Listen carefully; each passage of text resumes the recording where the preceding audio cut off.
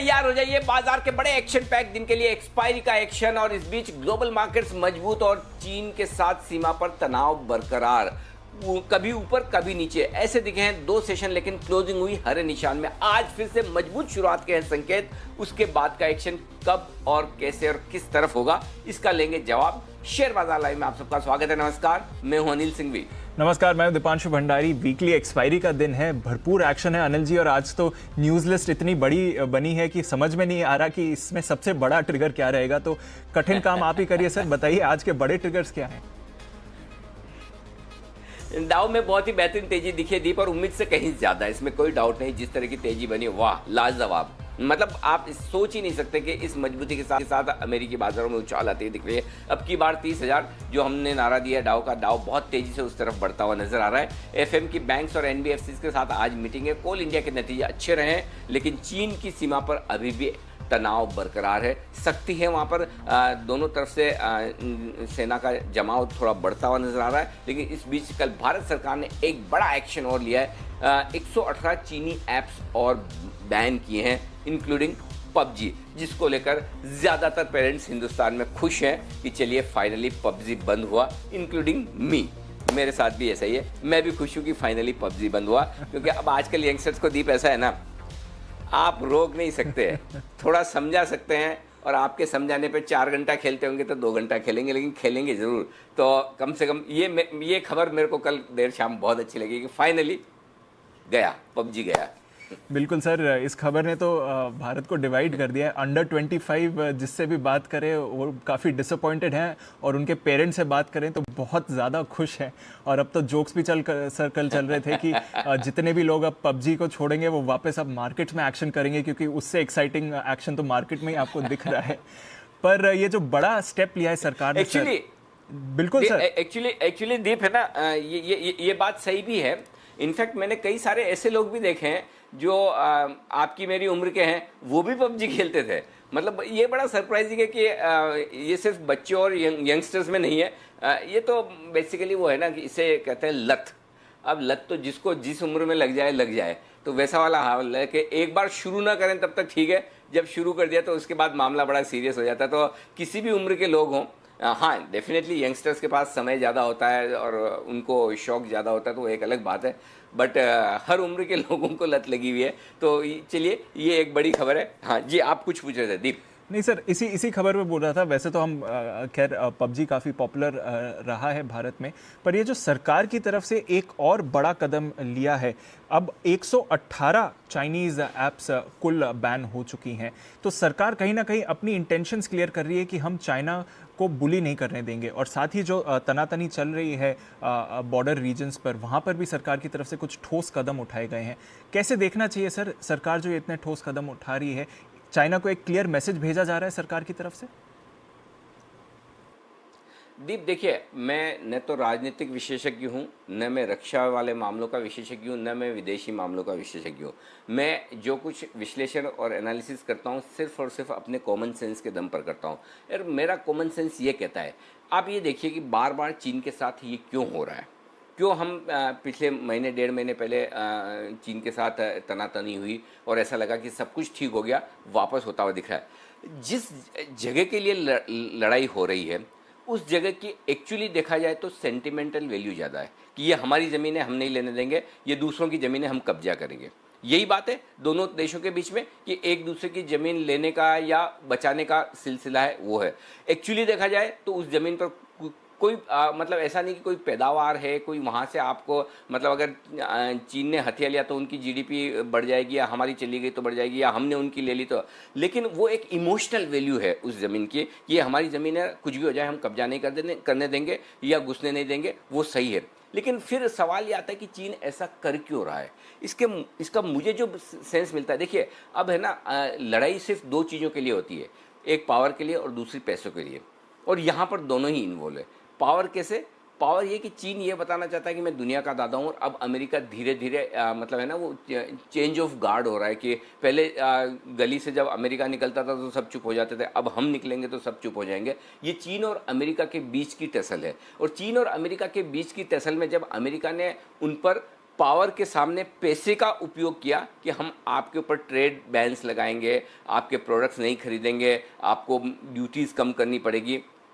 तो चीन ने सोचा कि चलिए ठीक है, हम अमेरिका से लड़ते हैं। लेकिन इस बीच हुआ ये कि लोगों को ये लगा कि चलिए अगर चीन के साथ ये दिक्कत है, अमेरिका नहीं चाहता चीन के साथ कारोबार करें, तो क्यों ना हम दूसरे डेस्टिनेशन ढूंढें, क्यों ना हम ये काम करें कि चीन के बजाय हम कोई और देश ऐसा देखें कि जो चीन की तरह मजबूत हो, चीन की तरह सस्ता माल बना सके, चीन की तरह बड़ा हो, चीन की तरह जहाँ जनसंख्या ज़्यादा हो और उसी ज्योग्राफी में मिल जाएगा। तो कहने ही क्या, तो एकमात्र विकल्प होता है हिंदुस्तान, राइट। और पिछले तीन चार महीनों में, 6 महीनों में, जब से ये ट्रेड वॉर शुरू हुआ अमेरिका और चीन के बीच में, कई बार ऐसा हुआ है कि लोगों ने हिंदुस्तान को एक विकल्प के तौर पर देखना शुरू किया। और सरकार ने भी पहले आत्मनिर्भर भारत, फिर make India, local for vocal, और उसके बाद अब 15 अगस्त को तो प्रधानमंत्री जी ने यह भी कहा कि हम सिर्फ हिंदुस्तान के लिए नहीं, पूरी दुनिया के लिए बनाएंगे मेक फॉर वर्ल्ड।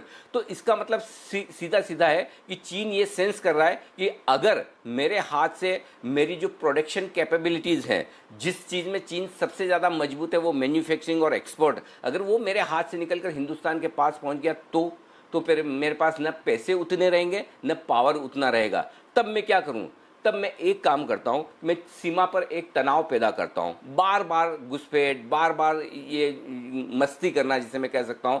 जिससे होगा क्या, अगर कोई भी एक बड़ा विदेशी निवेशक आकर हिंदुस्तान में पैसा लगाना चाहता है तो उसके मन में हमेशा रहेगा, अरे यार पता नहीं ये चीन और इनके बीच में चलता रहता, अभी रुकें, देख लें सिचुएशन ठीक हो गई या अभी पैसा डाल दें। तो बड़ा कमिटमेंट करने के पहले अगर कोई विदेशी निवेशक ये सोचेगा तो ये चाल चीन की आर्थिक तौर पर हो सकती है, ताकि लोग तुरंत चीन से या हिंदुस्तान को एक ऑल्टरनेट के तौर पर देखने के पहले 2 बार सोचे। इसके अलावा मुझे और कुछ नहीं दिखता। उस जमीन के एक सेंटिमेंट के लिहाज के अलावा कोई बड़ी वैल्यू नहीं है जिससे कि चीन अगर 5, 10, 15, 50, 100 किलोमीटर अगर हथिया लेगा तो उसको बड़ा फायदा हो जाएगा, या हम छोड़ देंगे तो हमें बड़ा नुकसान होगा।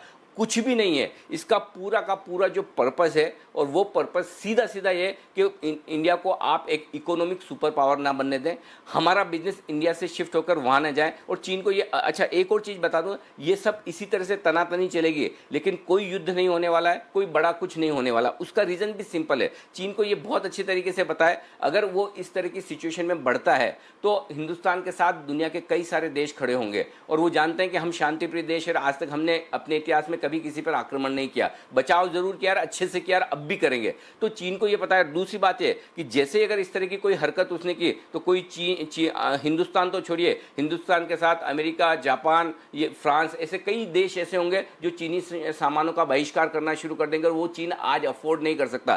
तो लड़ेंगे नहीं, लेकिन शांति से जीने नहीं देंगे। ये चीन की स्ट्रेटेजी है जिसका जवाब भारत को देना, जो कल भारत सरकार ने बहुत अच्छे तरीके से देने की कोशिश की। आप आर्थिक मामलों को लाकर आप तनातनी करेंगे, हम उसी तरीके से आपसे निपटेंगे। और कल जो और ये 100 से ज़्यादा ऐप्स बैन किए, भारत सरकार का फैसला एकदम परफेक्ट उसी तरफ है कि आप अगर इस तरह से करेंगे, हम जो कर सकते हैं हम जरूर करेंगे। और हम वो करेंगे कि हिंदुस्तान और हिंदुस्तान की जनता आपके प्रोडक्ट्स की, आपकी ऐप्स का इस्तेमाल नहीं करेंगे। और ये एकदम सही और वाजिब तरीका है चीन के नापाक इरादों को जवाब देने का। तो ये मेरा अपना विश्लेषण है, मेरी अपनी समझ से मैं कह रहा हूँ। ज़रूरी नहीं कि सही हो, ज़रूरी नहीं कि आप सब लोग इस बात से सहमत हो, लेकिन जो मुझे समझ में आता है, लड़ना नहीं है लेकिन शांति से जीने नहीं देना है। क्यों? क्योंकि हम नहीं चाहते हैं कि बिजनेस और मैन्युफैक्चरिंग चीन से हिंदुस्तान में शिफ्ट हो। ये चीन का साफ साफ इरादा दिखता है और इसमें चीन कामयाब नहीं होगा। आपको हमें सिंपल ये करना है, पिछली बार जब हुआ तब से मैंने उसे लागू किया है। उसके बाद मेरी समझ में,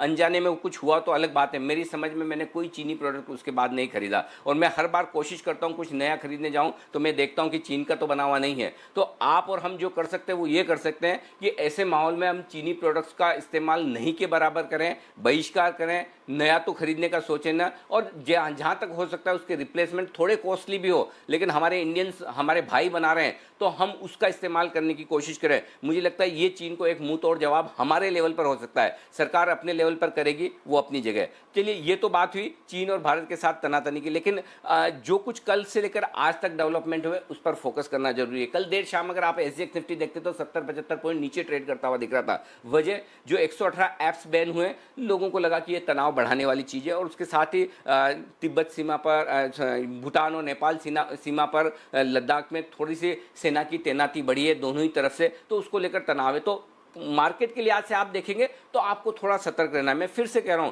कोई हम युद्ध करने नहीं जा रहे हैं, कोई बड़ा कुछ नहीं होने वाला है।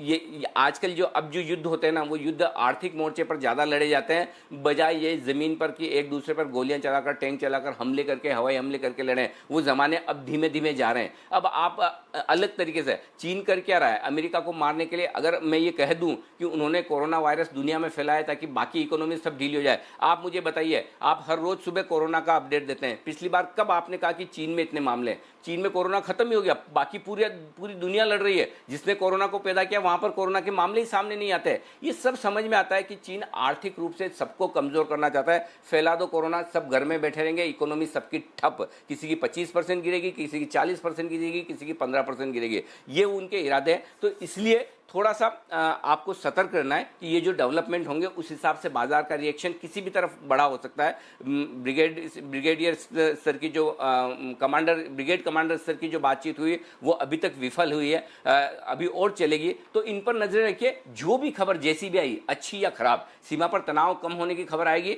बाजार तेजी से भागेंगे। सीमा पर तनाव बढ़ने की खबरें आएगी तो थोड़ा सा आप संभल कर चलेंगे। तो सतर्कता रखनी, इन सारी खबरों पर नजर रखनी है, बस आपको उतना ही करना है। और ये ट्रेडर्स के लिए, इन्वेस्टर्स को अपने पोर्टफोलियो को लेकर कोई घबराने की जरूरत नहीं है, वो चिंता मुक्त रहे, ये बिल्कुल साफ है। बिल्कुल। तो चिंता का विषय वैसा नहीं है, पर ऑफ कोर्स एक ट्रिगर ज़रूर रह सकता है जहां पर हमें नज़र रखनी पड़ेगी, और सरकार की तरफ से भी एक बड़ा कदम कल शाम हमने आते हुए देखा है। पर सर, ये तो एक विषय है जहां पर नज़र रखनी है। इसके अलावा अगर आप देखें तो ग्लोबल बाजारों में जो शानदार तेज़ी का माहौल है वो तो थमने का नाम ही नहीं ले रहा सर। कल जितनी बड़ी रैली डाउ में हुई, अगर एक और दिन ऐसी रैली हो जाती है तो डाउ भी अपने नए रिकॉर्ड को छू लेगा सर। S&P 500 और नैस्डैक पे तो लगातार दिख ही रहा है। तो इस ग्लोबल तेजी का क्या मेक कर रहे हैं सर कि अब वापस अमेरिकी बाजार तो रिकॉर्ड्स पर ही हैं? देखिए, अमेरिकी बाजारों में तेजी की दो वजह है दीप। एक तो पैसा बहुत है और दूसरा ये कि शॉर्ट्स भी बहुत हैं। आप देखिए, एप्पल, अमेजोन, ये इस तरह के जो आपके स्टॉक्स है, बड़े बड़े स्टॉक्स जिस तरह से भागे हैं। टेस्ला को देखिए, जो मार्च के महीने में लोज बनाए थे उससे 4 गुना बढ़ गया है। तो ये स्टॉक्स, जाहिर सी बात है कि ये बढ़े तो किसी ने बेचा भी तो है।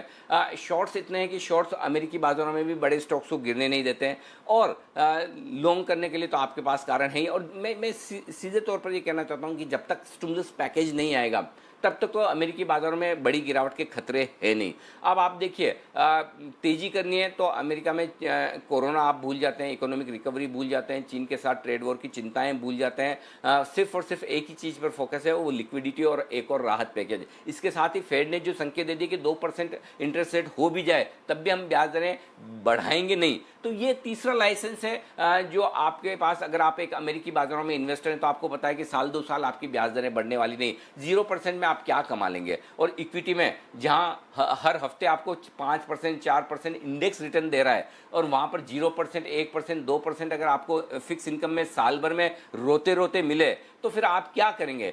इन्वेस्टर हैं, इन्वेस्टर वहीं जाएगा जहां पैसा बन रहा है। अब वहां पर वैल्यूएशन और बाकी चीज़ों का, इकोनॉमिक रिकवरी का और कोरोना का कोई लेना देना है नहीं। कमाई जहां होगी वहां पैसा आएगा। वही ग्लोबल रैली है और वो ग्लोबल रैली चलती हुई दिख रही है। अब की बार डाउ 30,000 होने की तैयारी में है, ये मैं लगातार कह रहा हूँ। 30,000 की तरफ डाउ तेजी से बढ़ रहा है, नया हाई भी बनाएगा, हाई बनाने के बाद 30,000 तक भी पहुंचेगा। फिर देखेंगे आगे क्या कुछ होता है। तो सबसे बड़ा सपोर्ट आता दिख रहा है। नहीं तो इस वक्त जो सीमा पर तनाव है उसको देखते हुए अगर आप देखें तो सबसे बड़ी दिक्कत यही होती थी, अगर ग्लोबल मार्केट सपोर्ट नहीं करते तो आप काफ़ी नीचे जा सकते थे, लेकिन ग्लोबल मार्केट्स की मजबूती ने हमें थाम रखा है, पहली चीज़। लेकिन दीप, इसके साथ ही एक बात और जोड़ना चाहूँगा, अगले कुछ दिनों तक आप ग्लोबल मार्केट्स के मुकाबले में अंडर परफॉर्म करेंगे। आप मतलब हमारे भारतीय बाजार, हम उतना तेज नहीं हो पाएंगे जितना अमेरिका है, और हम उतना मजबूती के साथ नहीं बढ़ पाएंगे। थोड़ा कम बढ़ेंगे अमेरिकी बाजारों के साथ, लेकिन थोड़ा कम। हम कब आउट परफॉर्म करेंगे? फिर से जब तनाव खत्म होने की खबरें आए, चीन और भारत दोनों के दे भाई ठीक है, मामला शांत, अभी हम सब अपने अपने घर पे, और एक बार हमने बातचीत से मामला सुलझा दिया है, खत्म मैटर, तब वापस से भारतीय बाजार तेज दौड़ लगाएंगे। तब तक आप ग्लोबल मार्केट्स की मजबूती के साथ मजबूत रहेंगे, लेकिन कम बढ़ेंगे, ये ध्यान में रखिएगा। और इस बीच में एक तो ये आपके लिए एक बड़ा फैक्टर है जो आपको ध्यान में रखना चाहिए। जी दीप। बिल्कुल सर, पॉइंट टेकन कि बढ़ेंगे हम, पर शायद उतना बड़ी मूव नहीं आए जितनी ग्लोबल बाजारों में आ रही है। ये इंपॉर्टेंट पॉइंट है सर। क्या एक और फैक्टर इसमें हो सकता है बाजार के वॉल्यूम्स को लेकर, क्योंकि सर जो डेटा अब रिवील कर रहा है पिछले 3 दिनों का, जब से ये नए कैश मार्केट मार्जिन्स के नियम लागू किए गए हैं, तब से हम देख रहे हैं कि वहां पर वॉल्यूम्स में बहुत बड़ा इंपैक्ट हुआ है। और इसके बारे में हम चर्चा भी कर रहे थे जिस दिन ये नियम लागू किए गए थे। किस तरह का इंपैक्ट हो सकता है सर ये अगर वॉल्यूम्स यहाँ पर गिरते हुए दिखें तो? दीप देखिए, ये कहना आसान काम है और व्हाट्सएप पर फॉरवर्ड करना भी बड़ा आसान काम है कि वॉल्यूम्स कम हुए हैं, इतने कम हुए हैं, उतने कम हुए हैं। पहली चीज़, आपने भी और लगभग सारे लोगों ने कल व्हाट्सएप देखा होगा कि 31 अगस्त को क्या वॉल्यूम थे, 1 सितंबर को क्या हो गया, 2 सितंबर को क्या हो गया। देखिए अल्टीमेटली आप है ना अंदाज से कभी कुछ नहीं करें। मैं है ना पूरी तरह से मैं डेटा का आदमी हूँ। मैं हर चीज़ में मुझे डेटा चाहिए और हर चीज़ में मुझे डेटा देखकर कॉन्फिडेंस आता है बात करने में। और मैंने फिर अपनी टीम से डेटा निकालने के लिए कहा। अगस्त के महीने के डेटा आपको बताता हूँ। एनएससी का अगस्त के महीने का वॉल्यूम है, एवरेज वॉल्यूम 60,954 करोड़ का, राउंड फिगर में 61,000 करोड़ कर लीजिए। रोज का वॉल्यूम 61,000 करोड़ का। 61,000 करोड़ का वॉल्यूम तब है जब मार्केट एकदम बुलिश है, मिड कैप्स में आग लगी। कैश मार्केट में तो वॉल्यूम मिड कैप्स का ही ज़्यादा होता है ना। Of course delivery volume NSC FIIs के भी होते हैं, बट उसके बावजूद कैश मार्केट के वॉल्यूम्स हैं। अब आइए 25-26 अगस्त के आसपास और 28 अगस्त को 31 अगस्त last day of the month 98,000-99,000 crore के वॉल्यूम हुए। अब वहाँ से आप गिनेंगे 1 अगस्त को 61-62,000 करोड़ का है और 1 सितंबर माफ़ कीजिएगा, और 2 सितंबर को यानी कि कल 49,500 करोड़ का, यानी कि 50,000 करोड़ का। तो पहली चीज़ तो ये कि अगर आपकी 61,000 करोड़ की एवरेज अगस्त की है तो उसके सामने 50,000 करोड़ का वॉल्यूम आपने कल किया है, यानी कि लगभग 18-20%। अब इस 18-20% वॉल्यूम कमी होने की मैं फिर कर रहा हूँ कि एक महीने के वॉल्यूम को मैं एक दिन के वॉल्यूम से कंपेयर कर रहा हूँ। ठीक है, अगर आप 1 सितंबर का वॉल्यूम देखेंगे तो 1 सितंबर का वॉल्यूम 61,788 करोड़ है, यानी कि अगस्त महीने के एवरेज वॉल्यूम से 2,000 करोड़ ज़्यादा है, कम नहीं है, 2,000 करोड़ ज़्यादा है। उसमें भारतीय वगैरह की डील का भी योगदान हो सकता है। तो पॉइंट मेरा ये है कहने का, अगर 2 सितंबर का वॉल्यूम देखेंगे तो आपको 61,000 करोड़ के सामने 50,000 करोड़ दिखेगा, यानी कि 11,000 करोड़, यानी कि लगभग 18-20% कम। 20% मान लीजिए राउंड फिगर में। 20% वॉल्यूम कम है। 20% वॉल्यूम कम होने की क्या वजह हो सकती है? नए मार्जिन सिस्टम है? जी हाँ, बिल्कुल है, 100% है, कोई डाउट नहीं। लेकिन क्या सिर्फ नए मार्जिन सिस्टम की वजह से 20% वॉल्यूम कम हुआ? जी नहीं, बिल्कुल नहीं। 2 दिनों से मूड माहौल सतर्कता वाला है, तो जाहिर सी बात है कि नया कमिटमेंट करने के पहले ट्रेडर्स को क्या चाहिए, और स्पेशली कैश मार्केट के ट्रेडर्स को 2 चीज़ें। एक तो मार्जिन सिस्टम ईजी हो, जहाँ पर उनको लीवरेज मिल सके, जहाँ पर अभी ब्रोकर्स भी स्ट्रगल कर रहे हैं कि अर्ली पे इन कैसे करना है, प्लेज रिप्लेज कैसे करना है, ओटीपी टाइम से आएगी नहीं आएगी, आ रही तो कैसे करना है, ये सारे इश्यूज से आप स्ट्रगल कर रहे हैं। तो एक रीज़न वो हो गया। लेकिन दूसरा रीज़न मार्केट का मूड माहौल सेंटिमेंट भी है। इस वक्त जिस तरह से तनाव की खबरें हैं, जिस तरह से हम थोड़े से सहमे हुए हैं, तो क्या उसमें आप अनाप शनाप वॉल्यूम करेंगे? शायद नहीं। तो दोनों का कॉम्बिनेशन है। तो वॉल्यूम्स कम हुए हैं, लेकिन मेरा कहना है कि एक जजमेंट पर हम पहुंचे कि एकदम से ड्रास्टिकली वॉल्यूम कम हो गए। 31 अगस्त को तो 1 लाख करोड़ थे, आज 50,000 करोड़ रह गए, आधे रह गए। ये एनालिसिस बिल्कुल गलत है, बिल्कुल गलत है। आप एबनॉर्मल वॉल्यूम को एबनॉर्मल वॉल्यूम के साथ नहीं कंपेयर कर सकते, एवरेज वॉल्यूम को कंपेयर करें। तो हम क्या करेंगे, मैं क्या करूंगा, मैं अगले 5-7 दिन बहुत क्लोजली वॉल्यूम वॉच करूंगा। क्या वॉल्यूम्स 50-55 हज़ार करोड़ की रेंज में टिके रहते हैं? अगर 55 हज़ार करोड़ आ जाते हैं और मार्केट का ये मूड माहौल है, तो किसी लिहाज से वॉल्यूम में कमी नहीं है। बाकी हाँ, वॉल्यूम में कमी है खास तौर से उन ब्रोकर्स के यहाँ जहाँ पर वो state of the art technology नहीं रखते हैं। बड़े ब्रोकर्स तो ज़्यादातर इन नियमों का पहले पालन भी कर रहे थे। अब आप समझिए कोई बड़े इस तरह के ब्रोकर हैं जो ऑनलाइन ब्रोकर्स हैं और ज़्यादातर वॉल्यूम उनके पास है, तो वो तो आराम से पहले लेके ही कर रहे हैं मार्जिन। लेकिन जो छोटे ब्रोकर्स जो फैसिलिटी देते हैं, वहाँ डेफिनेटली समस्या है। तो मेरी सलाह ये होगी ब्रोकर्स को भी, सब ब्रोकर्स, फ्रेंचाइजी, इन्वेस्टर्स, ट्रेडर्स जो कैश मार्केट में ट्रेड करें, आप 2-3 दिन समझ लें, वो बजाय हाई तोबा मचाने के कि ये हो गया वो गया। देखिए जो सिस्टम रूल्स हो गए उनके साथ आपको जीना पड़ेगा, उसका कोई इलाज नहीं है। लेकिन आप पहले कम से कम समझिए तो सही कि क्या बदला है, कैसे बदला है। ट्रेड करने के पहले ट्रेड सेटल कैसे होगा, डिलीवरी कैसे लेनी देनी है, मार्जिन की रिक्वायरमेंट कितनी है और उस रिक्वायरमेंट को कम करने के लिए मैं क्या कर सकता हूँ। अगर ये समझ के ट्रेड करेंगे तो आपका फोकस ट्रेड पर रहेगा। अभी प्रॉब्लम क्या है फोकस ट्रेड पर नहीं है, ट्रेड के अलावा बाकी सब जगह है, सारी समस्याओं पर है। आपको ब्रोकर से भी झगड़ा करना है, आपको फ्रेंचाइजी से, रिलेशनशिप मैनेजर से भी झगड़ा करना है। अरे मैंने तो बेचा है, अब बेच दिया तो उसके सामने लिमिट क्यों नहीं दे रहा, उसकी बेचारे की मजबूरी कौन समझेगा। तो ये जब तक मैटर पूरे क्लियर ना हो, थोड़ा सा आप अपने ऑपरेशनल इश्यूज को स्ट्रीमलाइन कर लीजिए, समझ कर ट्रेड कीजिए। तो वॉल्यूम्स डेफिनेटली कम हुए, लेकिन 1 लाख करोड़ के सामने 50,000 करोड़ इतने भी कम नहीं हुए, तो इतने भी मत देखिए। और ये वॉल्यूम्स वापस ट्रैक पर आ जाएंगे अगर आप और हम सब लोग मिलकर प्रोसेस को अच्छे से समझ लेंगे, मार्जिन रिक्वायरमेंट्स को अच्छे से समझ लेंगे, तो वॉल्यूम्स भी वापस आ जाएंगे और वापस in mid cap small cap शेयरों में तेजी भी हो जाएगी। लेकिन तब तक थोड़ा सा आपको सावधानी रखनी है। यहाँ आपके लिए मिड कैप स्मॉल कैप शेयरों की जो आउट परफॉर्मेंस थी निफ्टी बैंक निफ्टी के मुकाबले में, ये इंडेक्स के मुकाबले में ये ज़्यादा भाग रहे हैं, इस पर ब्रेक पक्का लगेगा। तो अब ये शेयर उतने नहीं भागेंगे जितने मिड कैप भागेंगे, लार्ज कैप भागेंगे। तो ये वक्त है आप मिड कैप स्मॉल कैप से थोड़ा लार्ज कैप की तरह शिफ्ट हो जाए, वहां पर आप अपना अलोकेशन ज़्यादा रखें, ये ठीक रहेगा। जी दी बिल्कुल रणजीत, तो ये आपने एक इंपॉर्टेंट क्लैरिफिकेशन दे दिया कि नया सिस्टम है, एडजस्ट हो रहे हैं। ऐसा नहीं है कि पूरा सिस्टम ही बदल गया है और वॉल्यूम्स में बड़ा फॉल आया है। इसको एक कॉन्टेक्स्ट में देखें तो इतना ज़्यादा इम्पैक्ट नहीं है। देखते हैं और कैसे ये सिचुएशन डेवलप होती है।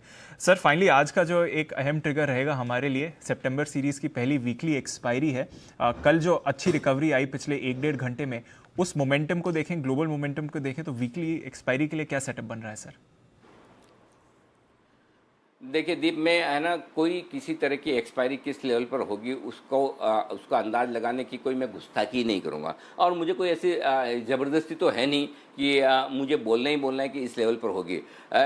देखिए, मैं एक चीज़ बहुत अच्छे से जानता हूँ, ज़िंदगी में मेरे लिए सबसे ज़्यादा अगर कोई काम करता तो वो है मेरे डेटा काम करते हैं। लेकिन मेरे डेटा महीने में 2-4 दिन कभी काम नहीं करते हैं। वो तब काम नहीं करते जब न्यूज़ उन पर हावी होती है। और अभी तो जब हमें पता है कि न्यूज़ हावी है, कभी कभी तो क्या होता है, जैसे अचानक से आपको खबर आई चीन के साथ सीमा पर तनाव की, वो अनएक्सपेक्टेड खबर थी। अनएक्सपेक्टेड खबर में तो डेटा आपका कभी भी गलत होगा ही होगा। लेकिन जब आपको पता है, एक्सपेक्टेड है कि तनाव की खबरें हैं, जिसमें अच्छी खबर भी आ सकती है, ऐसा नहीं कि अच्छी नहीं आ सकती, अच्छी भी आ सकती है और बुरी भी आ सकती है। तो ऐसे में डेटा आपका काम वो नहीं करेगा जो उन्हें करना है। और कल हम क्लोजिंग वाले शो में यही बात कर रहे थे कि 11,400 11,500 पर देखिए 100 पॉइंट की रेंज में आपके हाईएस्ट ओपन इंटरेस्ट बना हुआ था। तो अभी तक जो डेटा है वो ये कह रहा है कि आपकी वीकली एक्सपायरी 11,500 के ऊपर होने की पूरी संभावना है। जो डेटा अभी दिखा रहा है दीप, उसके मुताबिक 11,550 से 11,650 के बीच में एक्सपायरी होनी चाहिए। लेकिन मेरे पास में इस रेंज के बाहर निकलने का और इसके बाहर कहीं एक्सपायरी होने का अगर कोई कारण बनता है तो कोई खबर आने पर, अगर कोई बहुत अच्छी खबर आ गई तो 11,650 भी आप पार कर सकते हैं। बहुत ख़राब खबर आ गई तो हो सकता है आप 11,375 तक भी एक्सपायरी होते देखें। तो अगर खबर कोई आएगी वो मुझे नहीं पता, लेकिन खबर के बियॉन्ड आप मुझे पूछेंगे आज के डेटा के लिहाज से तो 11,550 और थोड़ा सा रखना है रेंज, तो 11,500 से 11,650 ये 150 पॉइंट की रेंज है। और इसमें मैं हायर साइड पर ज़्यादा हूँ। अगर कोई ख़राब खबर नहीं आती तो 11,550 से 11,650 के बीच में एक्सपायरी होने की संभावनाएं ज़्यादा है दीप। और ख़राब खबरों में क्या है, या तो चीन के साथ तनाव को लेकर आए या बैंकों के मॉरेटोरियम को लेकर। आज फिर से सुप्रीम कोर्ट में सुनवाई है, मुझे नहीं पता फैसला आज ही आ जाएगा या अभी और सुनवाई चलेगी। अगर वो फैसला आता है तो वो बैंक्स के लिए इम्पोर्टेंट होगा, स्पेशली अगर ख़राब आता है कि मॉरेटोरियम के दौरान उन्हें ब्याज माफ़ी करनी पड़े या एक्सटेंड करना पड़े या इस तरह की कोई बात सुप्रीम कोर्ट कहता है जो बैंक्स के लिए अच्छी नहीं, तो बैंक्स आपको ख़राब होते हुए दिख सकते हैं। तो ये दो बड़ी ट्रिगर्स हैं आज के लिए न्यूज़ के लिहाज से, मॉरेटोरियम और साथ ही चीन के साथ सीमा पर तनाव। इनके लिहाज से आपको अपनी ट्रेडिंग स्ट्रेटेजी बनानी है। जी दीप, बिल्कुल। तो वीकली एक्सपायरी के साथ साथ ये दो और इंपॉर्टेंट ट्रिगर्स हैं जहां पर आपको नज़र रखनी चाहिए। तो फिर आज का सेटअप कैसे लग रहा है सर? ज़्यादातर क्यूज़ एक बार फिर से पॉजिटिव या न्यूट्रल ही हैं, और ट्रेंड पर कोई इम्पैक्ट देख रहे हैं या ट्रेंड अभी भी आपको बरकरार दिख रहा है? हम काफ़ी देर बात कर चुके हैं दीप, तो आज मैं ना बाकी ट्रिगर्स लेवल्स को थोड़ा सा जल्दी से आगे ले जाने की कोशिश करूंगा। आप लोग जो नोट करना चाहें अपना पेन पेपर तैयार रखें। ग्लोबल संकेत पॉजिटिव हैं, एफआईज के संकेत पॉजिटिव से न्यूट्रल हुए हैं, इसी में बदलाव हुआ है। बाकी सारे संकेत सेम है, DIIs negative, FNO neutral, sentiment cautious और ट्रेंड पॉजिटिव। आपको अपनी तेज़ी की पोजीशन कब कम करनी है वो लेवल में बता दूं। अगर निफ्टी 11,375 के नीचे आज बंद होता है और 23,000 के नीचे अगर आज बंद होता है तो आपको तेजी की पोजीशन कम करनी है, अदरवाइज आप जो तेजी की पोजीशन होल्ड कर रहे हैं होल्ड रखें। अगर आज 11,650 के ऊपर निफ्टी बंद होता है और 24,500 के ऊपर बैंक निफ्टी बंद होता है तो आप भरपूर तेजी करके जाएं, कल के लिए भी और अगले हफ्ते के लिए भी। तो ये 2 लेवल मैंने आपको क्लोजिंग बेसिस पे दे दिए, जिसके ऊपर या जिसके नीचे आपको अपना मूड चेंज करना है। मूड अभी न्यूट्रल है, हल्का पॉजिटिव साइड पर है। 11,650 के ऊपर बंद हो, दम लगाकर खरीदिए। 24,500 के ऊपर बंद हो, जितनी ताकत हो आप बैंक निफ्टी लेकर जाइए। ये ट्रेडर्स के लिए है। इन्वेस्टर्स को किसी तरह की कोई चिंता करने की जरूरत नहीं। दिस शैल टू पास, ये वक्त भी गुजर जाएगा। चीन के साथ कोई बहुत लंबा चौड़ा बड़ा होने वाला नहीं। इसका मतलब ये नहीं कि कोई एक आध खबरें ऐसी नहीं आ सकती जो झटका लगाए, लेकिन उससे आपको डरना घबराना नहीं है। आप अपने पोर्टफोलियो को मेंटेन रखें। लेकिन एक बड़ी और साफ सुथरी एडवाइस में बहुत क्रिस्टल क्लियर बोल्ड लेटर्स में अंडरलाइन करके दे रहा हूं दीप, इस लाइन को नोट करवा लें सबको। और वो ये, अब आपको, अगर आप इन्वेस्टर हैं तो आप अपने पोर्टफोलियो में से मिड कैप और स्मॉल कैप शेयरों का वेटेज कम करें। नोट कर लीजिए, मिड कैप और स्मॉल कैप शेयरों का वेटेज कम करें, लार्ज कैप शेयरों का वेटेज बढ़ाएं।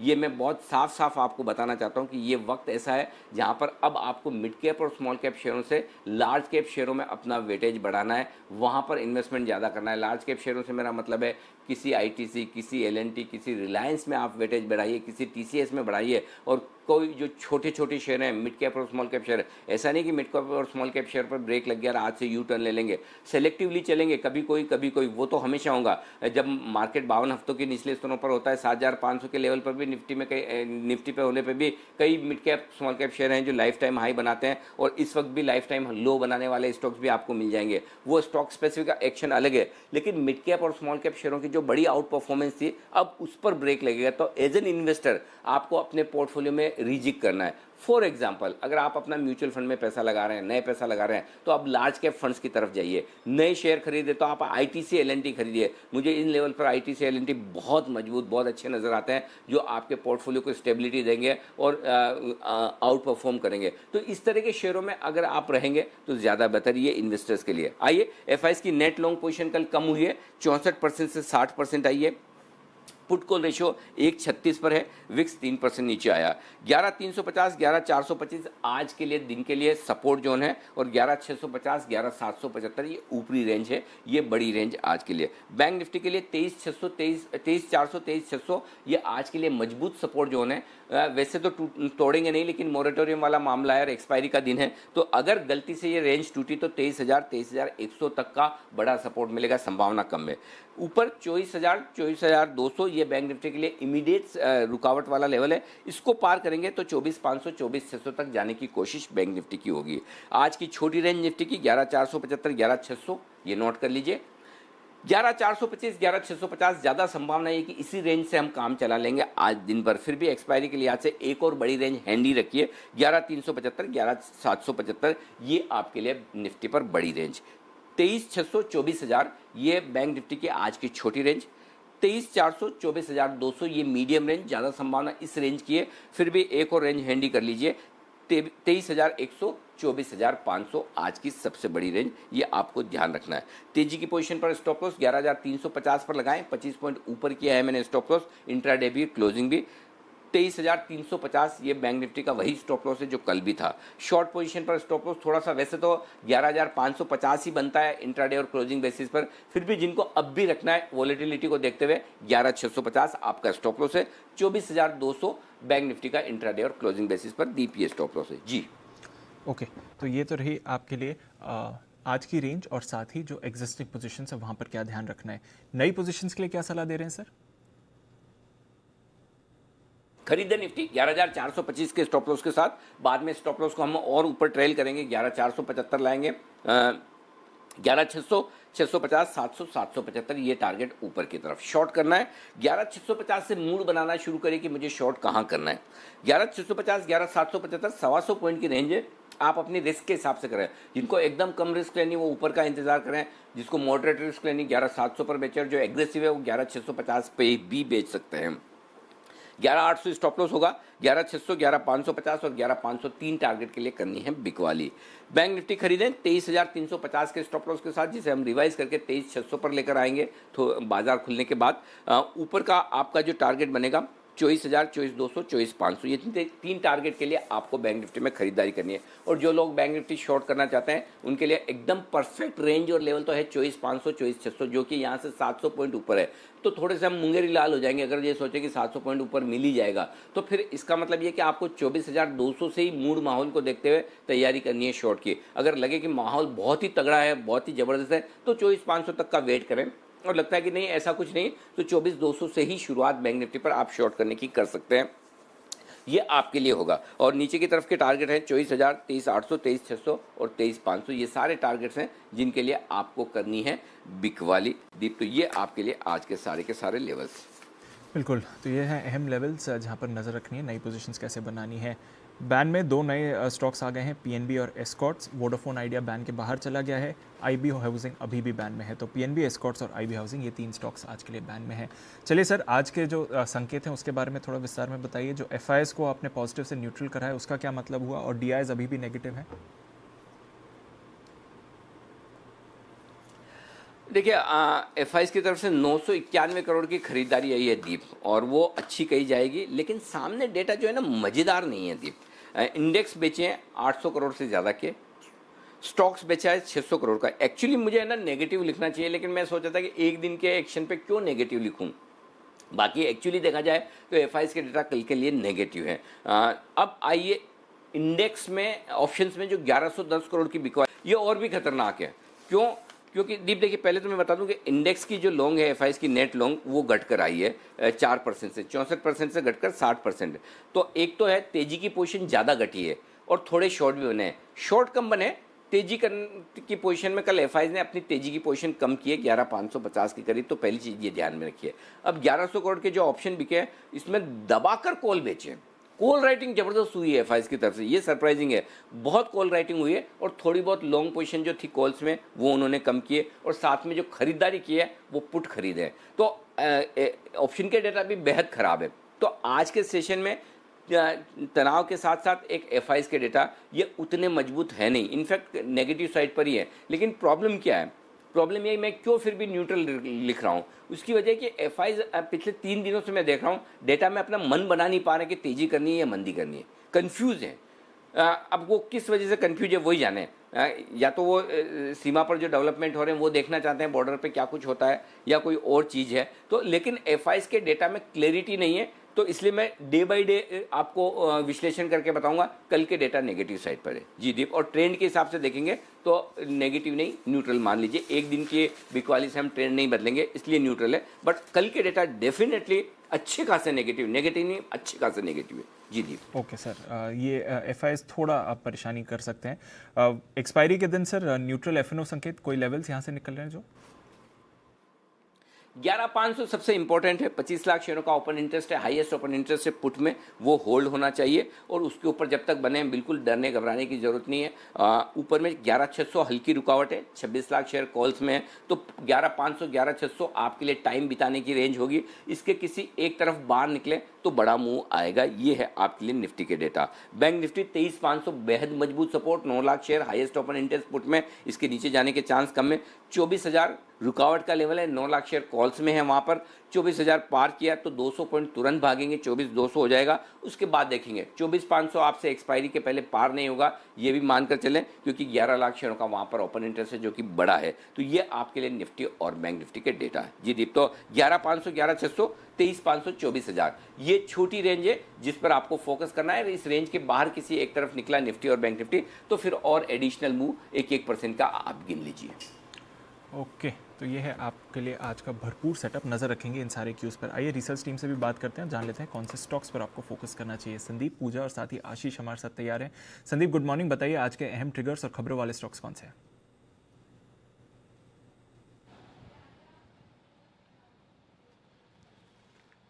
Sandeep, good morning. बताइए आज कौन से स्टॉक्स पर नजर रखनी पहले चाहिए? अगर हम रिजल्ट्स की बात करें, एफएनओ में पेज इंडस्ट्रीज तो है ही, लेकिन कैश सेगमेंट में आज जुआरी एग्रोकेमिकल्स, पनेशिया बायोटेक, एमएसटीसी और देखिए अगर आप कैश सेगमेंट की बात करें, पहले रिजल्ट्स की बात कर लेते हैं। जुआरी एग्रोकेमिकल, इनके रिजल्ट्स आएंगे। पनेशिया बायोटेक, एमएसटीसी और एसआर शिपिंग, ये कुछ बड़ी कंपनियां हैं जिनके नंबर्स आएंगे आज के सेशन में। इसके अलावा आज वित्त मंत्री की बैंकर्स और एनबीएफसी के साथ बैठक होने वाली, जिसमें लोन रीस्ट्रक्चरिंग, ये एक अहम मुद्दा जिसके ऊपर बातचीत होगी। सुप्रीम कोर्ट में मॉरिटोरियम का जो मुद्दा चल रहा है, कल भी सुनवाई हुई थी, आज फिर से उस मामले में सुनवाई जारी रहेगी। आरबीआई का जो 2 चरणों में उन्होंने ओएमओ घोषित किया था, 10,000 करोड़ रुपए के जो ओपन मार्केट ऑपरेशंस हैं, उसका जो दूसरा चरण है वो आज आरबीआई कंडक्ट करेगा। इसके अलावा जो पोस्ट मार्केट रिजल्ट्स की अगर आप बात करें तो कोल इंडिया रेवेन्यूज को छोड़ दे तो नंबर्स अनुमान से बेटर हैं। खासतौर पे आप देखिए जो मुनाफा है, हम 1858 करोड़ एक्सपेक्ट कर रहे थे, करीब 2100 करोड़ रुपए के आसपास के नंबर्स आए। मार्जिन 10.25% रहने का अनुमान था, 16.5% के मार्जिन आए हैं और बिड्डा पर टन 161 का रहने का अनुमान था, 253 के नंबर्स आते हो दिखे। तो ये नंबर्स काफी शानदार कहना चाहिए। डिश टीवी के नंबर्स अगर आप देखें तो ये कंपनी घाटे से मुनाफे में आई है, 35.5 करोड़ का घाटा था, उसके सामने 74.5 करोड़ रुपए का मुनाफा दर्ज किया है। मार्जिन बढ़कर आए हैं 58% वाले 66%, कामकाजी मुनाफा भी करीब 3% के आसपास ग्रो करता हुआ दिखा है। इन्फीबीम, इनके नंबर्स खराब आए हैं, कमजोर है। आय आप देखिए 44% गिरी है, कामकाजी मुनाफा 18% का ड्रॉप है। मार्जिन जरूर बढ़कर आए हैं, केवल एक ही पॉजिटिव पॉइंट है, लेकिन मुनाफा देखिए करीब 60% के आसपास का ड्रॉप आपको साल दर साल यहाँ पे कंसोल आधार पर नजर आएगा। नवकार कॉर्प नंबर्स यहाँ पे भी वीक है।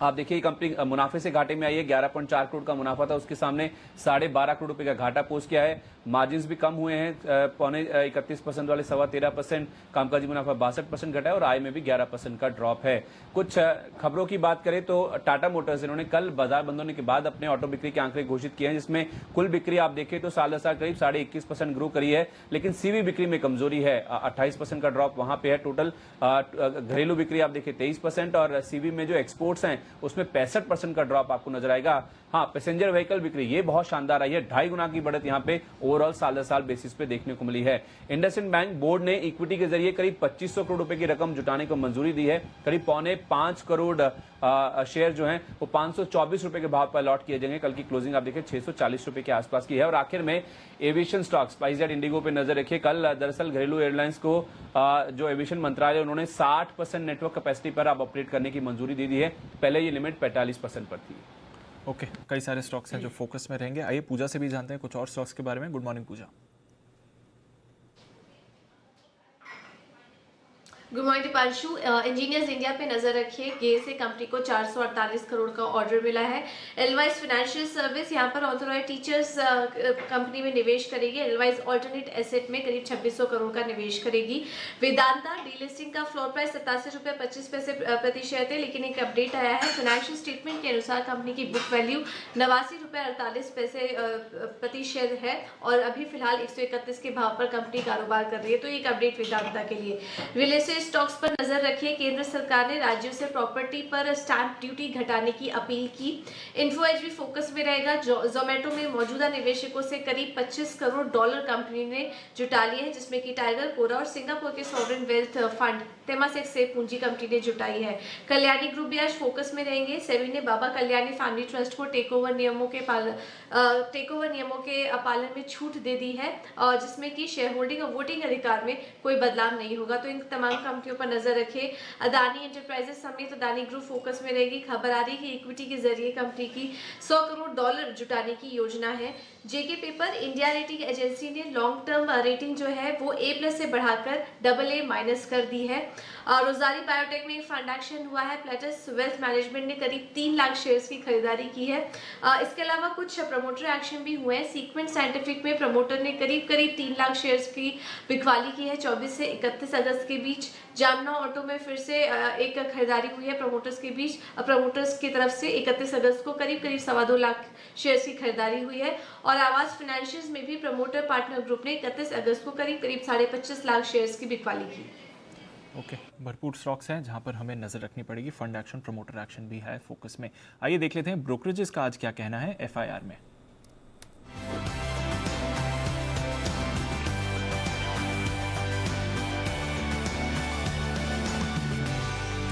गुड मॉर्निंग आशीष, बताइए कौन सी रिपोर्ट्स हैं आपके पास? Good morning Deepanshu. ढेर सारी रिपोर्ट्स है। सबसे पहले जो कल नतीजे आए थे जुबिलेंट फूडवर्क्स, वहाँ पर ब्रोकरेज हाउस की रिपोर्ट्स हैं। ब्रोकरेज हाउस ने हाईलाइट करके कहा कि आगे ईपीएस अपग्रेड होने की संभावना नजर आती है और मार्जिन में भी बढ़िया बढ़त देखने को मिलेगी। जेपी मॉर्गन की एक पॉजिटिव रिपोर्ट है, ओवरवेट की रेटिंग को बरकरार रखा है, 2450 रुपये के लक्ष्य के लिए 2231 कल की क्लोजिंग है। इसके अलावा अगर आप देखें तो खबरों में है वेदांता, यहाँ पर जो इन्होंने बुक वैल्यू करीब 89 रुपये 38 पैसे के आसपास की घोषित की है। इसको लेकर ब्रोकरेज हाउस की एक स्ट्रॉन्ग कमेंट्स आती हुई नजर आ रही है। कह रहे कि जो रिवर्स बुक बिल्डिंग है इस पर इसका असर देखने को नहीं मिलेगा। मार्च तिमाही में हमने देखा था कि कंपनी ने करीब 15,000 करोड़ का जो इम्पेयरमेंट चार्जेस किए थे, उसके चलते जो बुक वैल्यू है उसमें गिरावट देखने को मिली है। लेकिन इन्होंने जो करीब 25,000 करोड़ डीलिस्टिंग के लिए जुटाए, जो फंड्स जुटाए हैं, इसके हिसाब से ब्रोकरेज हाउस अनुमान लगा रहे कि जो डीलिस्टिंग का प्राइस है वो करीब 128 रुपये प्रति शेयर के आसपास हो सकता है। हालांकि अगर आप देखें तो कल की क्लोजिंग 131 की है, जिसके चलते देखिए सिटी का भी मानना यही है कि करीब 125 के आसपास की जो है वो डीलिस्टिंग प्राइस निकल कर आएगी। सीएलएस से आउट परफॉर्म की रेटिंग को बरकरार रखे हुए 133 रुपये के लक्ष्य के लिए, और सिटी ने खरीदारी के राइट को बरकरार रखा और ये काफ़ी ऊंचे लक्ष्य दे रहे, 150 रुपये का लक्ष्य इन्होंने दिया है। जेपी मॉर्गन की एक रिपोर्ट है अदानी पोर्ट्स पर, जहां पर ओवरवेट की रेटिंग को बरकरार रखा है 390 रुपये के लक्ष्य के लिए, 360 कल की क्लोजिंग। और ये कह रहे कि सालाना आधार पर अगर आप देखें तो पोर्ट्स वॉल्यूम में 6% की ग्रोथ देखने को मिली है, जो कि अपने आप में पॉजिटिव माना जाएगा। सीएलएसए की काफ़ी इंटरेस्टिंग रिपोर्ट आई है ओएनजीसी पर, जहां पर बिकवाली के राय को बरकरार रखा है 55 रुपये के लक्ष्य के लिए, और करीब 81 रुपये जो है कल की क्लोजिंग, यानी मौजूदा भाव से अगर आप देखें तो ऑलमोस्ट 30% की डाउन साइड एक्सपेक्ट कर रहे हैं। और इसके पीछे का कारण इन्होंने ये बताया कि अगर आप देखें तो जो स्टॉक प्राइस में ब्रेंट क्रूड का भाव शामिल है वो अगले 8 साल में भी नहीं आ सकता है, जिसके चलते ये स्टॉक पर नेगेटिव व्यू बनाए रखे हुए हैं। सीएलएसए की एक बढ़िया रिपोर्ट आई है यूनाइटेड फॉस्फोरस पर, यूपीएल पर, जहां पर खरीदारी की राय को बरकरार रखा है 620 रुपये के लक्ष्य के लिए, 501 रुपये की कल की क्लोजिंग है। और ये कह रहे कि अरिस्टा का जो अधिग्रहण किया कंपनी ने, इससे कंपनी के जो नए प्रोडक्ट्स हैं वो शामिल होते हुए नजर आएंगे, ग्लोबल मार्केट शेयर में बढ़त देखने को मिलेगी। आखिरी रिपोर्ट है आज के लिए मैक्वायरी की रिपोर्ट है रामको सीमेंट्स पर, जहां पर न्यूट्रल की रेटिंग दी है 733 रुपये के लक्ष्य के लिए, 720 जो है कल की क्लोजिंग है। ये कह रहे कि मांग में कमजोरी है लेकिन कीमतों में जो ट्रेंड है वो मजबूत है, जिसके चलते हो सकता है कि आगे जाकर एबिटा में बढ़िया ग्रोथ देखने को मिले। तो ये हैं वो तमाम रिपोर्ट्स जिन पर एक्शन रहेगा, लेकिन एक्शन तो आप दोनों ही कर रहे हैं, गजब का कर रहे हैं। दीप और आशीष, आप दोनों ऑफिस में रहकर बड़े मजे से शो कर रहे हैं, आमने सामने बैठ के स्टूडियो का आनंद ले रहे हैं। सुबह ट्रेडर्स डायरी में धमाल मचाए हुए हैं, जबरदस्त शो वो हो रहा है। मुझे है ना, मैं थोड़ी जलन सी हो रही है आप लोगों को दोनों को स्टूडियो में देख के। मैं इधर घर में छोटी सी जगह में फंसा हूँ, आप आराम से फैल कर बहुत ही बढ़िया शो कर रहे हैं। लेकिन आप दोनों को बधाई देना चाहता हूँ, स्पेशली जिस तरह का ट्रेडर्स डायरी का शो आप सुबह कर रहे हैं 7:30 से 8, और उसके बाद दीप तो बैक टू बैक मेरे साथ वापस से बैठ जाते हैं, लंबी इनिंग खेलते हैं। और आशीष आप भी गजब, और क्या बेहतरीन रिकमेंडेशंस वहाँ पर आ रही है, लोग बड़ा पसंद कर रहे हैं। और जो मुझे मैसेज मिल रहे हैं लोगों से, वो कह रहे हैं कि इतना बढ़िया और कॉम्प्रिहेंसिव शो कंटेंट के लिहाज से, फॉर्मेट और फ्लो के लिहाज से हमने अब तक नहीं देखा। तो आप दोनों को विशेष बधाई जो स्टूडियो में वहाँ पहुंचकर ये शो कर रहे हैं। तो बस ये ट्रेडर्स डायरी नया शो हमने शुरू किया था, इस वजह से दीप और आशीष स्टूडियो में, बाकी हमारे सारे एंकर्स तो घर से ही अभी तक काम कर रहे हैं। जब तक कोरोना का थोड़ा मामला गर्म है, थोड़ा अभी भी हम लोगों को सेफ रखना चाहते हैं, इसलिए हमने अभी भी मिनिमम टीम से ही ऑफिस में काम चला रहे हैं। तो शुक्रिया आपका। आइए अब करते हैं पिक ऑफ द डे की शुरुआत। हमारे सारे एक्सपर्ट्स हमारे साथ हैं।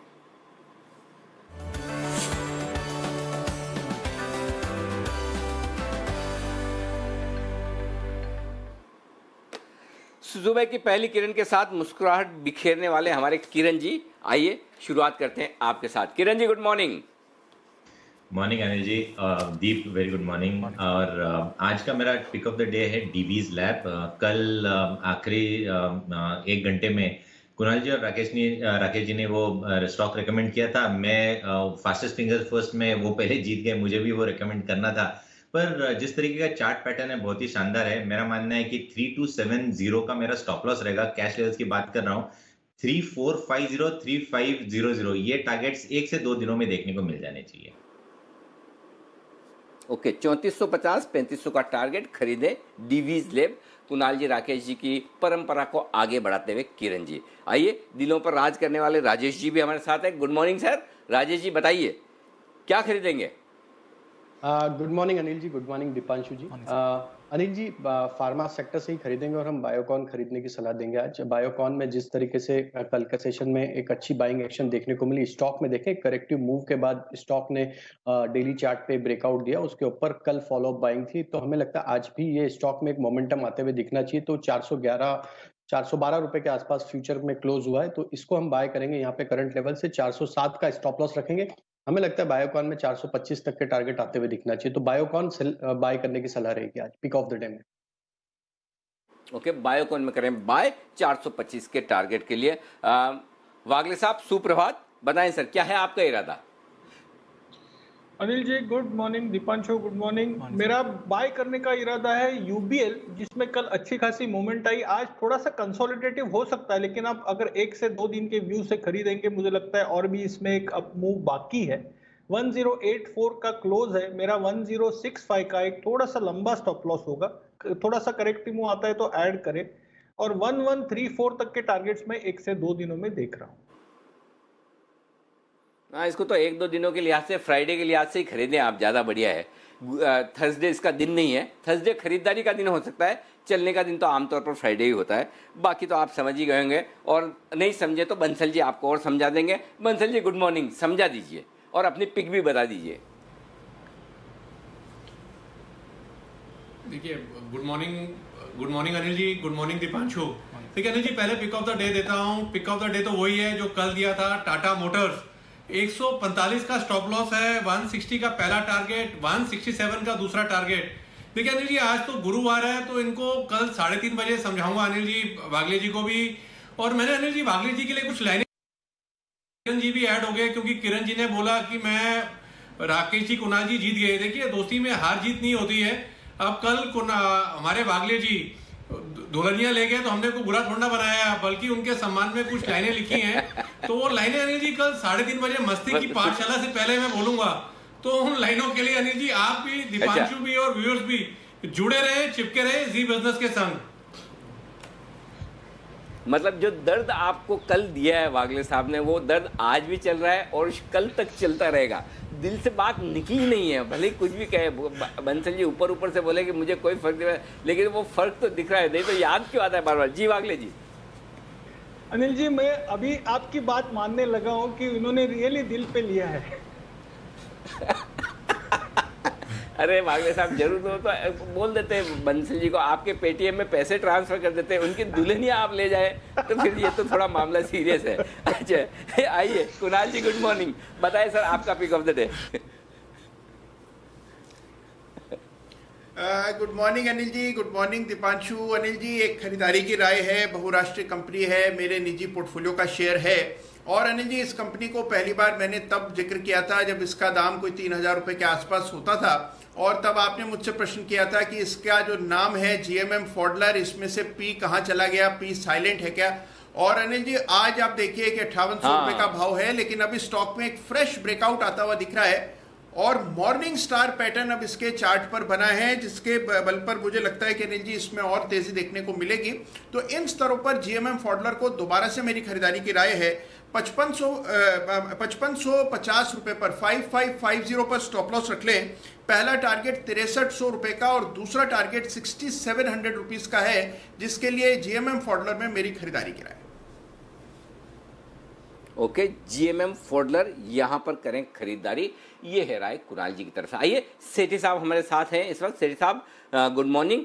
पिक और पिक्स जो संभव हो सके, जितना आपसे बन सके दे दीजिए sir. Good morning Anil ji, good morning Deepanshu. देखिए, बाजार में तो एक बहुत अच्छी तेजी का माहौल है, और कल देर रात हमने देखा यूएस में एक जबरदस्त तेजी 450 पॉइंट की हुई है। फिर एफआईआईज की भी बीच में एक दिन सिर्फ बिक्वारी के नंबर्स है, उसके बाद उनके भी खरीदारी के आंकड़े आ रहे हैं। मुझे लगता है बाजार में एक अच्छा तेजी का माहौल है। खाली एक ही चिंता का विषय है कि हमको थोड़ी अपनी नजर एलएसई के ऊपर भी रखनी है। अगर वहां से कुछ नेगेटिव आते हैं तब तो डेफिनेटली थोड़ा बहुत करेक्शन बाजार में आ सकता है, अदरवाइज बाजार में तेजी का ही रुख है। जहां तक आज के लिए पिक ऑफ द डे का सवाल है, मेरा पिक ऑफ द डे रहेगा भारत फोर्ज। इसने कल जो नंबर्स पेश किए, जो क्लास 8 ट्रक्स के जो सेल्स है, उसमें काफी बड़ा इजाफा देखने को मिला है। वाईओवाई अराउंड 91% ग्रोथ दर्ज करी है। तो मुझे लगता है ये स्टॉक आज बहुत अच्छा करना चाहिए। मेरा इसमें 520 का आज का टारगेट रहेगा, स्टॉप लॉस रहेगा 492 का। बाकी इसके अलावा 3 और स्टॉक्स में F&O स्पेस से रेकमेंड करना चाहूंगा। जो दूसरा स्टॉक रहेगा वो रहेगा Steel Authority of India Limited, SAIL. सब मेटल स्टॉक्स में एक अच्छा ट्रेंड बना हुआ, और मुझे लगता है जिस तरह से खबरें चल रही है कि स्टील प्राइसेस हाइक हो सकते हैं, मुझे लगता है उसका भी एक फायदा रहेगा, तो सेल में खरीदारी करने की सलाह है। फिर जो कल खबरें आई, सरकार ने जो एविएशन कंपनीज को जो 60% कैपेसिटी पे चलने की अनुमति दी है, उसका फायदा एविएशन स्टॉक्स को तो मिलेगा ही, बट मुझे लगता है जो ऑयल मार्केटिंग कंपनीज है जैसे बीपीसीएल, आईओसी, इनमें भी अच्छा उछाल दिखना चाहिए। फिर बीपीसीएल में अपने और कारण है इसमें तेजी के, एक तो जो टेलविंड है डिसइन्वेस्टमेंट की वो भी रहेगी, और फिर कल रात को हमने देखा 3% क्रूड में भी गिरावट हुई है, तो all in all OMC space अच्छा लगता है, वहां से मैंने बीपीसीएल को पिक किया है। और फाइनली एक चौथा स्टॉक जो कि कल पिटा हुआ था बट निचले लेवल से एक अच्छी रिकवरी हुई है, हीरो मोटोकॉर्प, जिसके नंबर्स बहुत ही अच्छे थे अगस्त महीने के, बट कहते हैं ना buy on rumours and sell on news, तो वो देखने को मिला। स्टॉक ने एक अच्छे खासे करेक्शन के बाद कल फ्लैग एंड में रिकवरी दिखाई, और आज खबरें ये भी चल रही है कि इन्होंने कोई इलेक्ट्रिक व्हीकल मेकर में एक, जिसमें इनकी ऑलरेडी 35% हिस्सेदारी थी, वहां पे हिस्सेदारी बढ़ाई है, तो उस पे इलेक्ट्रिक व्हीकल्स का भी एक प्ले होगा। और जिस तरह से टेस्ला चल रहा है तो सब जगह इलेक्ट्रिक व्हीकल्स ही है। मुझे लगता है हीरो मोटोकॉर्प शानदार अगस्त के नंबर्स के बाद और ये गिरावट के बाद एक बहुत अच्छा मौका है खरीदारी करने का आज के लिए भी, और मुझे लगता है पोजिशनली अगर रखेंगे तो ये 3150-3200 के लेवल्स मुझे लगता है बहुत ही जल्दी इस स्टॉक में देखने को मिल सकते हैं।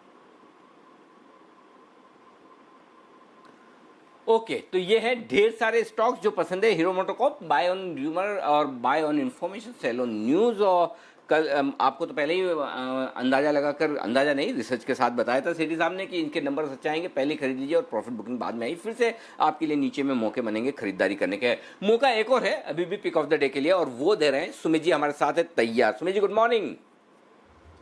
नमस्कार Anil ji, good morning. Markets के अंदर मेरे को लग रहा है स्टॉक के अंदर जो बाइंग देखने को मिलेगी वो है एफडीसी के अंदर कल भी लोअर लेवल से एक अच्छा तेजी का मूव देखने को मिला। 3-4 दिन के फॉल के बाद स्टॉक लोअर लेवल से बाउंस दिखा रहा है और अब ये स्टॉक यहाँ से ऊपर का मूव दिखा सकता है। स्टॉक के अंदर ऊपर में 340 रुपए से लेकर 350 रुपए तक का अपसाइड मूव देखने को मिल सकता है। तो एफडीसी में जिन्होंने भी पोजीशंस बना रखी है वो पोजीशंस को होल्ड करें, फ्रेश खरीदारी करें। मार्केट खुलने के बाद 303-304 के आसपास नीचे में सपोर्ट है, वो स्टॉप लॉस होगा, और ऊपर में 340 से लेकर 350 रुपए तक का अपसाइड मूव एफडीसी के अंदर देखने को मिल सकता है। 340-350 तक जाने की तैयारी एफडीसी की, ये है आपके लिए खरीदारी करने की राय। बहुत ही मजबूत स्टॉक एफडीसी यहाँ पर तेजी के साथ ट्रेड करता हुआ दिख रहा है, लगातार अच्छी खबरों के दम पर भी। आइए अब आगे बढ़ते हैं, फोकस करते हैं कुछ और स्टॉक्स पर। कोल इंडिया नतीजे अच्छे दिख रहे हैं, सिर्फ एक आय छोड़ दें जो थोड़ी सी उम्मीद से कम रही, बाकी सब पैरामीटर पर ठीक है और कल स्टॉक भागा भी है। कोल इंडिया के चार्ट्स जरा देखकर बताएं राजेश जी, क्या करना है कोल इंडिया में? क्या अब भी खरीदारी करनी है या आज गैप से खुले तो प्रॉफिट बुकिंग? देखिए अनिल जी, पिछले कुछ दिनों में देखें तो कोल इंडिया में एक 140 के आसपास एक रेजिस्टेंस बना हुआ है। कल के सेशन में देखें तो लोअर साइड से जरूर बाइंग एक्शन मिली। अगर ये स्टॉक ओपनिंग में अगर 142-144 की रेंज में आता है तो बिल्कुल एक बार प्रॉफिट बुकिंग करें, क्योंकि ये स्टॉक का एक थोड़ा सा टफ हर्डल है। मुझे लगता है कि फ्रेश जो ट्रेड बनेगा वो 145 के ब्रेकआउट के ऊपर बनेगा। अगर आज गैप अप ओपनिंग में 142-144 का रेट मिलता है तो वहां पे प्रॉफिट बुक करना चाहिए। ओके, कोल इंडिया पर नज़र रखते हैं। वैसे तो नतीजे अच्छे आए हैं पर दोनों तरफ के ट्रेड्स होते हुए दिखे हैं हमने इन पीएसयू स्टॉक्स में, तो वहाँ पर एक्शन भरपूर रहेगा। कुछ और भी स्टॉक्स हैं जहां पर आपको बढ़िया एक्शन आज आते हुए दिख सकता है, उन्हीं के बारे में चर्चा करते हैं। लगातार हम देख रहे हैं कि इंडसइंड बैंक, इस स्टॉक पर चर्चा करना ज़रूरी होता जा रहा है। आज भी आप देखें, कल एक तो बैंक निफ्टी की रिकवरी इसने लीड करी थी, आज देखें तो बोर्ड ने इक्विटी के जरिए तकरीबन 2500 करोड़ जुटाने के लिए मंजूरी दी है। 524 रुपये पर शेयर पर अलॉट किए जाएंगे। इसका कुछ प्रेशर आते हुए दिख सकता है किरण जी? वैसे तो मोमेंटम बहुत ही बढ़िया रहा है इंडसइंड बैंक में और लास्ट आवर में देखें तो अच्छी रिकवरी आई थी। कैसा स्ट्रक्चर लग रहा है सर आपको इंडसइंड बैंक का? ठीक है, ठीक ठाक चार्ट स्ट्रक्चर है, अभी भी बेरिश नहीं हुआ है। और मेरा स्टॉप लॉस लॉन्ग क्वेश्चंस के लिए 600 का रहेगा या 598 पकड़ लीजिए, 598 का स्टॉप लॉस रहेगा। मुझे लगता है कि पोजिशनली ये स्टॉक वापस एक बार 675 के आसपास जाने की प्रोबेबिलिटी है, तो लॉन्ग क्वेश्चंस रखने चाहिए अभी के लिए। लॉन्ग पोजीशंस रखने चाहिए, कोई परेशानी नहीं है। एक स्टॉक आपके लिए कुणाल जी, इंजीनियर्स इंडिया, यहाँ पर कंपनी ने 450 करोड़ के ऑर्डर्स जीते हैं गेल की तरफ से। कोई मूवमेंट दिख रहा है? स्ट्रक्चर क्या बता रहा है इंजीनियर्स इंडिया का सर? देखिए काफी वक्त से स्टॉक अंडर परफॉर्म कर रहा है दीपांशु। एक हेड एंड शोल्डर पैटर्न भी चार्ट पर विकसित होता हुआ दिख रहा है, जिसका ब्रेकडाउन कोई 65 रुपए के नीचे होगा। तो मेरी राय में देखिए जब तक स्टॉक 65 के ऊपर है तब तक ठीक ठाक है। 65 के नीचे एक कमजोर हो जाएगा तो मेरी राय में देखिए उछाल बन सकता है। 65 रुपए के एक स्टॉप लॉस से बाय कर सकते हैं अगर आप इसको एक रिबाउंड के लिए प्ले करना चाहते हैं। 65 के नीचे स्टॉप लॉस रखें, 65 रुपए के नीचे स्टॉक फिसलता है तो निकलना जरूरी हो जाए। ओके, नजर रखते हैं इंजीनियर्स इंडिया पर ऑर्डर विन के बेसिस पर।